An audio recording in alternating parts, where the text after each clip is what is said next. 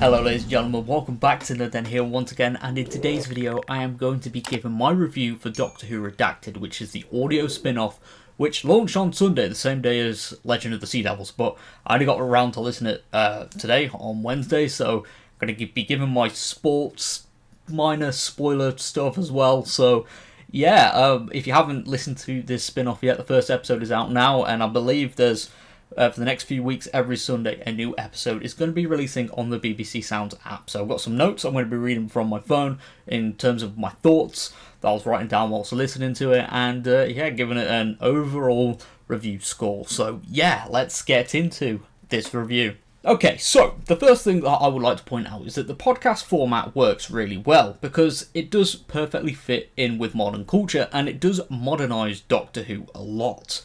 And as a fan of many podcasts myself, I did find that this structure works really well, and it has got me invested in how the whole podcast show will reference past moments of the show in future episodes, and also how it will develop in future episodes. Like, that is one of the key points of the episode that I really enjoyed. Like, I love podcasts anyway, I find them very informative, and it is an idea that I can get on board with, and I could only just imagine like the characters in my head, in like the podcast setup, talking and discussing stuff about the Doctor and the TARDIS, and it just, it really helps me immerse into the audio story. And getting on to previous references, there are loads to previous Doctor Who plots. There's loads of Easter eggs, for example, the Adipose invasion from Series 4 episode, Partners in Crime, was really, really good to hear, and the aftermath of that is explored, and again, the podcast discussion incorporates dozens of Easter eggs. Like, I think after like every couple of sentences there is an Easter egg, which is good. I do like hearing that, and it's good that this spin-off acknowledges the show's history in various different ways, which I really enjoy. And there are locations as well referenced from previous Doctor Who episodes, and again, it just works, and I do like these little references. Not too heavy, but they work. A slight mention of a previous episode or previous location, it does pay off in the long term. So yeah, the show focuses mainly on sightings of the TARDIS, which is very similar to The Lonely Assassins on the website, and that's what this whole conspiracy thing kind of reminds me of, because the podcast is labelled as like a conspiracy podcast because, there's no actual proof of the TARDIS out there except for rumours and stuff like that. So if you,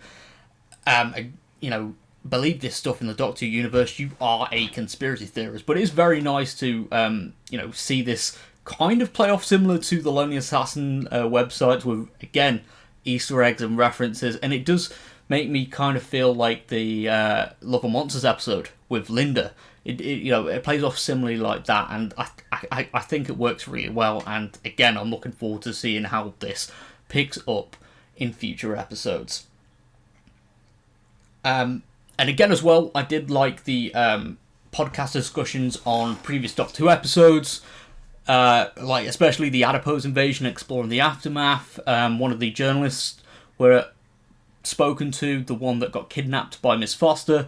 That was a nice touch as well, exploring the aftermath of Doctor Who stories that we've never seen, and that aired in 2008, and we're getting an aftermath now in 2022, which I think is amazing. So well done to the writer for including this and writing it so well, because it does feel like this should have been part of the Russell T Davies era, because the way the character development, the way the characters have very human stories in a sci-fi universe, it is very RTD for me. And if this was released during the Russell T Davies era, or even if someone told me this was written by Russell T Davies, I would have honestly believed it, because the quality is top-notch, and it is very human-based, which I am really enjoying it, and I do think that is something that the current era of Doctor Who lacks in some areas, where we don't get, we don't get to see the companions' human lives as much,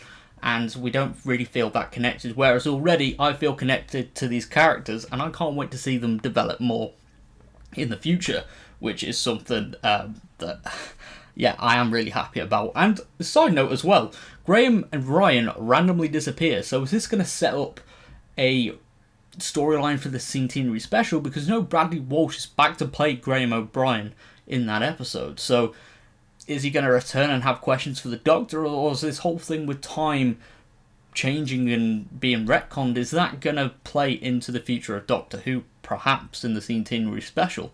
Maybe, because Ashad, the lone Cyberman, is back in that special, so I guess anything is possible. But yeah, the one final thing I want to say is that the cliffhanger was amazing. Very big plot twist there with Rani from the Sarian Adventures appearing and basically saying that the Doctor is killing us all.